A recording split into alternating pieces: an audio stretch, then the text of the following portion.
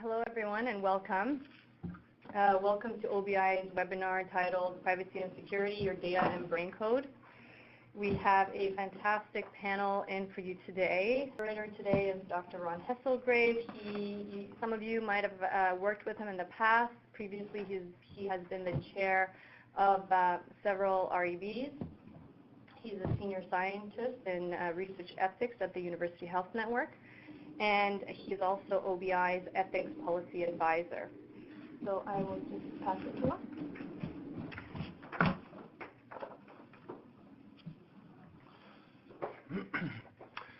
Thanks so much for that introduction, and welcome everyone. We're here to really get a much better idea about OBI's progress in terms of moving these privacy and security agenda forward for the various programs that are part of the Integrated Discovery Program that OBI has launched a couple of years ago.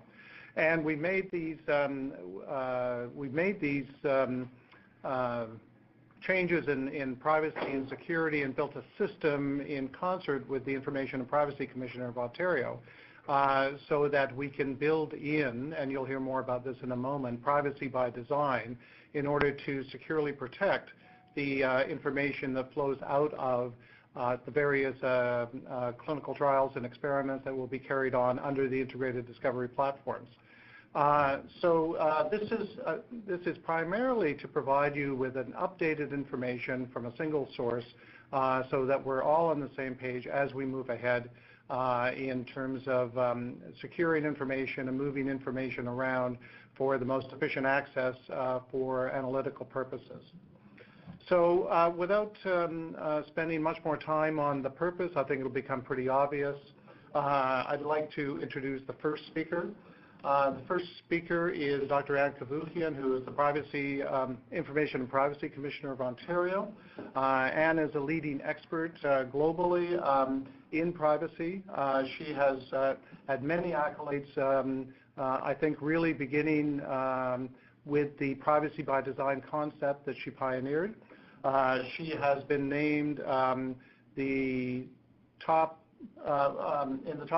movers and shakers by Smart Grid Industries, Global Smart Grid Industry, and amongst the top 25 women of influence in 2011, and various other accolades. She's generally considered one of the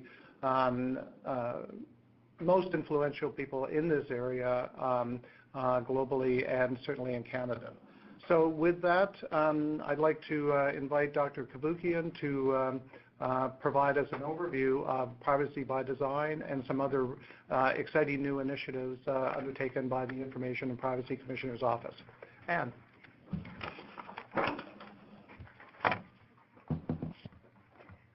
Thank you very much, Ron. As always, you're far too kind. And it's a pleasure to be here. It's just very exciting to be able to talk to you about privacy and health-related issues in terms of research. Nothing could be more important. And I always tell people that you can do multiple functionalities at the same time, privacy and health research privacy and all kinds of functionality. So let me go to my first slide. So I'm going to talk to you about, I call it the decade of privacy by design because privacy really took off in 2010 for reasons that you will see in a moment. Although I developed it back in the 90s, but it grew legs in the last few years. Why do we need privacy by design? So if you think of privacy in terms of an iceberg, I've been doing this work for many years, over 20 years now as a regulator. And the breadth of the privacy breaches has grown so dramatically with the growth of online social media, ubiquitous computing, biometrics, Wi-Fi everywhere, positioning systems. There is such an explosion of personal information being shared, exchanged, used, disclosed, that if I see the majority of the iceberg, the majority of the iceberg, it's not going to happen. If I see the tip of the iceberg in terms of all the data breaches that are happening, I will be lucky as a regulator. The reality is the majority of the breaches all happen underneath. The majority of the breaches these days remain unchallenged, unregulated, unknown. So when you think of the iceberg analogy, as a regulator, I don't even see the tip of the iceberg. I certainly don't see the majority of it. So most privacy breaches that are taking place these days remain inaccessible, certainly to regulators and anyone else.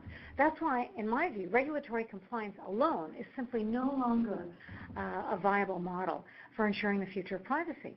It has to be one of a variety of measures that we use, but the most important thing, and that's what privacy by design is all about, is being proactive and embedding privacy into design. Here are the 7 foundational principles of privacy by design. I'm going to go very quickly. It's all about being proactive and preventing the privacy harms from rising instead of offering some system of redress after the fact. I mean, imagine in a healthcare scene, you tell people, well, don't worry about it. We're just going to let people have cancer develops, and then we'll come in, we'll offer them chemo afterwards. It's nonsense. I mean, who would think of such a model? No one would ever put up with something like that. I want the same attitude to apply to privacy. I want you to embed the necessary protections proactively into the system, into whatever program you're dealing with, so that you can prevent the privacy harm from arising. Then one of the most important principles is the second one, privacy is a default setting. What does that mean? It means that you, as a user, you don't have to worry about finding the right opt-out box or looking where the privacy policy is or figuring out how to protect your privacy. Privacy should be assured. The system, if it embeds privacy as a default setting, it's a default condition, you don't have to worry about whether you're getting privacy or not. It is embedded into the system. You can be assured of it. And that will give you great comfort, not only as a patient, but as a user of any program. And we're really building this in a big way. One of the biggest things of privacy by design is full functionality. Positive sum, not zero sum. And I always have to apologize because as a graduate student, I was really into game theory, and we did a lot of research back then. And I was one of the very few people attracted to positive sum as opposed to zero sum games. Zero sum says you can have an increase in one functionality always at the expense of the other functionality. So you can have greater security at the expense of privacy. You can have greater business interest at the expense of privacy. You can have health research at the expense of privacy. No, not in my world. That doesn't cut it. I want you to have both. I want you to have advances in health research, data analytics, and privacy all at the same time. That's what positive sum is all about, and I know we can do it. If you go to my website, you will see multiple examples of how we've delivered on this. We have something, a publication we did about 6 months ago, Operationalizing Privacy by Design. It shows you it's real. It's not just a conceptual framework. It's happening right now on the ground, and we've partnered with all of the major companies around the world in showing you that we can do this. Intel, IBM, HP, Microsoft, Google, we've worked with everyone.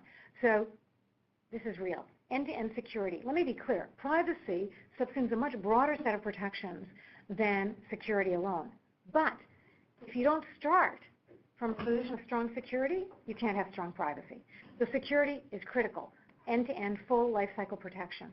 You also have to be visible and transparent with your practices. What are you doing with people's personal information? You have to tell them. You have to make that accessible to them. And you have to have respect for the user. If you start with respect for user privacy, you're ahead of the game. You keep your practices, your programs user-centric. You let your customers or your patients or whoever is involved, whoever's data you have, you let them know what you're doing with their data. They will thank you, and they will come to respect you enormously. So very quick rundown of privacy by design. And in 2010, there's an organization of privacy commissioners and data protection authorities. So the International Assembly of Commissioners and Data Protection Regulators passed unanimously an international resolution making privacy by design the international standard. And it was done simply because everyone realized at the table it could be no other way from this day going forward, because it was impossible as regulators to stay on top of this and to control the privacy breaches and infractions based on a system of after-the-fact regulatory compliance. That was too little too late, so we have to go proactive, and we're going proactive in a big way. 31 languages.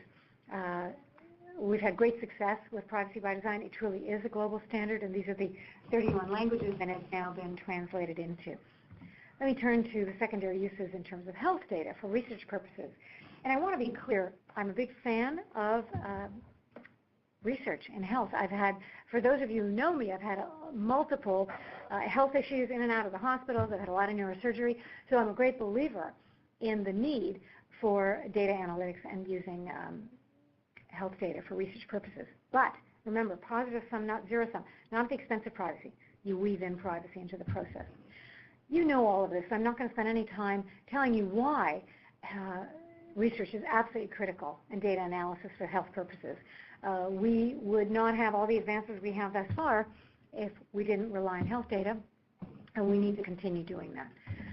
But we have to do it in a way that recognizes the laws we have in place and the importance of complying with health information privacy laws and ensuring privacy. So in Ontario, Canada, we have PHIPA, the Personal Health Information Protection Act, which is an amazing statute. It allows healthcare providers to obtain the information they need based on a system of implied consent. It's an amazing model. It doesn't waste the patient's time when they're with them. But there's this concept of circle of care, which is that information relating to the patient for his or her treatment and care can be shared implicitly with his or her healthcare providers. But once it goes outside of that circle of care, if it was being used for a non-health related purpose, such as being used for an employee-related purpose or an insurance-related purpose, then the walls go up and you need positive consent. But in the context of health delivery of health services, it's very reasonable and it makes a lot of sense. I'm going to turn to what are the most important things you can do from a privacy perspective. And data minimization and de-identification are at the top of the list.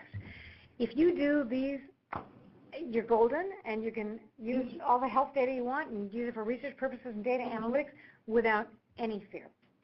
Data minimization is all about minimizing the collection and use of personally identifiable data, such that you can use the data when it's scrubbed of its personal identifiers for whatever health purposes you want.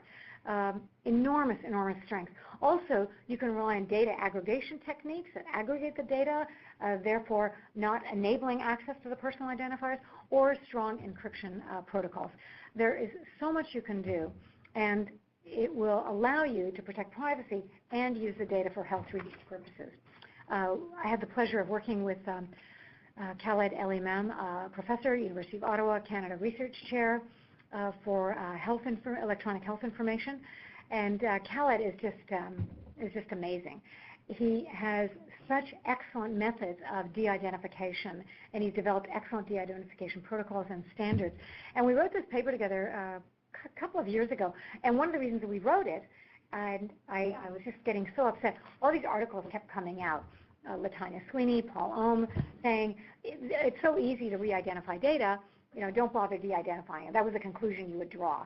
And I was going crazy because, of course, there's enormous strength in de-identifying data. How could you say that? So I would approach Latanya, who I know very well, and Paul Ohm, and chastise them, say, you're writing these articles, you're making everyone think that there's no value in de-identifying data. And they would both very, respectfully say to me, but that's not exactly what we said. If you actually read the article, that's not what we said. And I said, I read the article, and you read the article, and maybe 10 other people have read the entire article, but most people just take the takeaway, and the takeaway, the headlines, is it's so easy to re-identify, don't bother de-identifying. They agreed with that, but as academics, they said, it's not their problem. It's not their problem, it's my problem. So what do?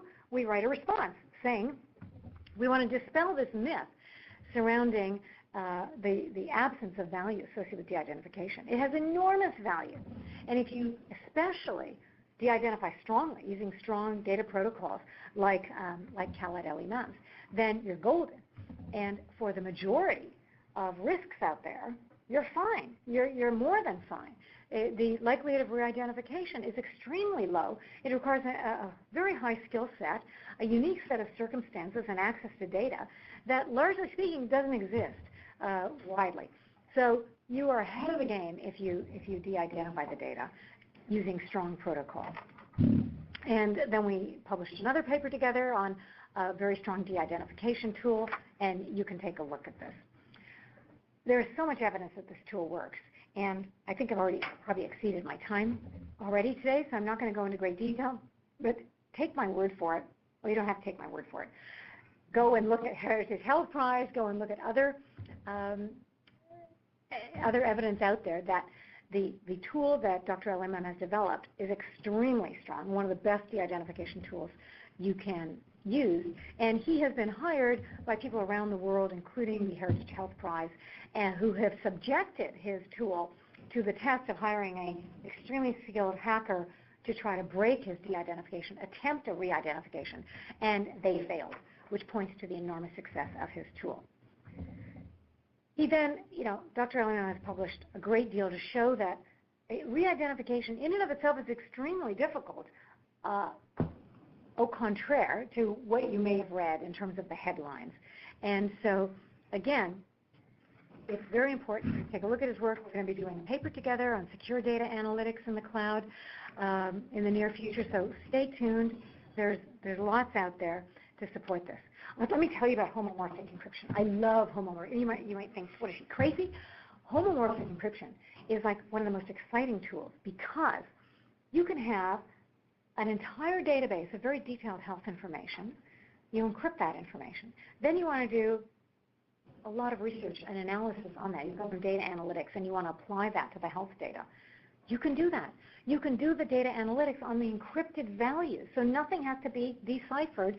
Nothing is taking place in plain text that is accessible if someone happens to read it and find out whose data this is. All of this happens in the encrypted sphere. And it is such a win-win positive sum proposition because it allows health research to take place in a highly protected environment. And that's why I applaud this work. When we talk about genetic information, a few concerns come up. There's no question. Genetic data that has been anonymized or aggregated, you're in a very good space when you do that. But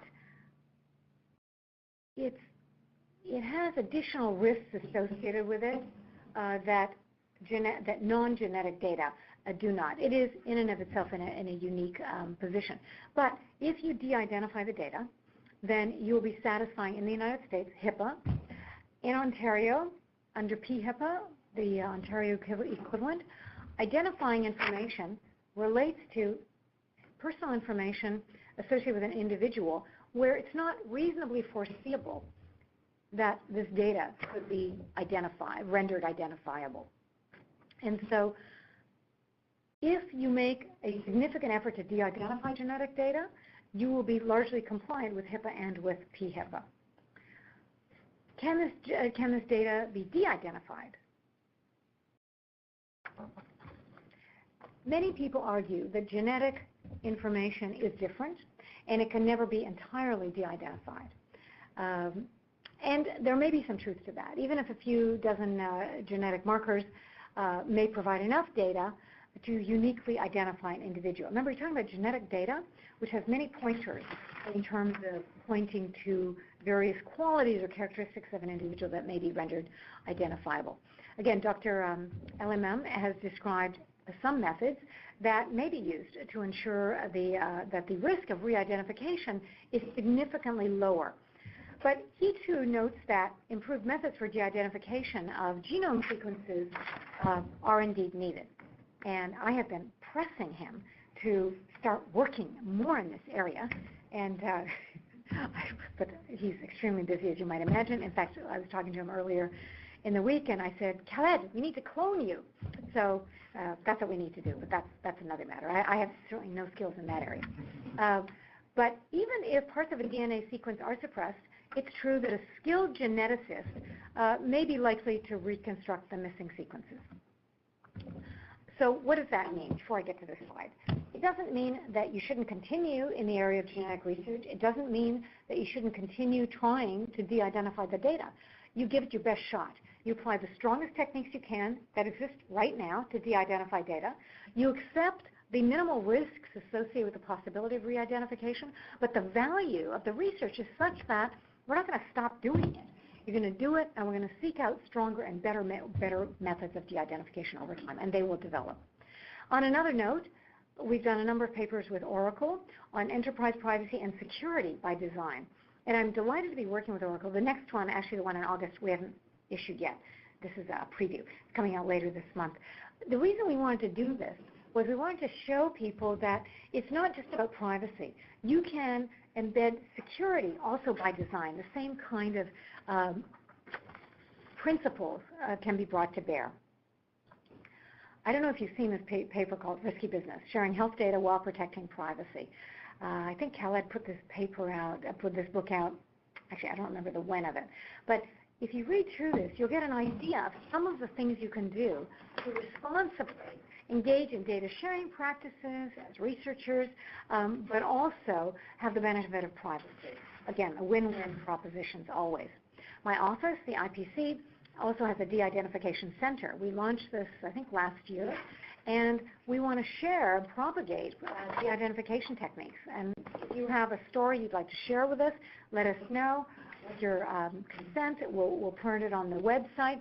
We want to show people how eminently doable this technique is. There are lots of different kinds of ways to de-identify data, and it's the way forward in terms of privacy and innovation. You can absolutely do this. Let me conclude now, asking you to please make privacy a priority. It's not an excuse to say we're doing such important health research, forget about privacy. No, I want you to do both, because you can do both. You can do valuable, invaluable health research and protect the privacy of the patients involved. You can do both. I want you to consider doing both in a win-win proposition. Don't give me these false dichotomies of either or. Not only is it much more effective if you embed the necessary protections at the outset of your program, it will be much more successful than bolting on protections after the fact. And if you consider some of the privacy by design principles, that will make it that much easier to do this. So I always ask people to get smart, lead with privacy by design, because if you leave it to privacy by chance, it's probably not going to happen very well, or far worse, as my wonderful colleague in Germany, Kai Rannenberg, said, if you don't do privacy by design, you're going to have privacy by disaster, and that's going to come back to bite you, and we don't want that. So please, do the invaluable work that you're engaged in terms of all the invaluable health research that you do, and protect privacy at the same time. Thank you very much.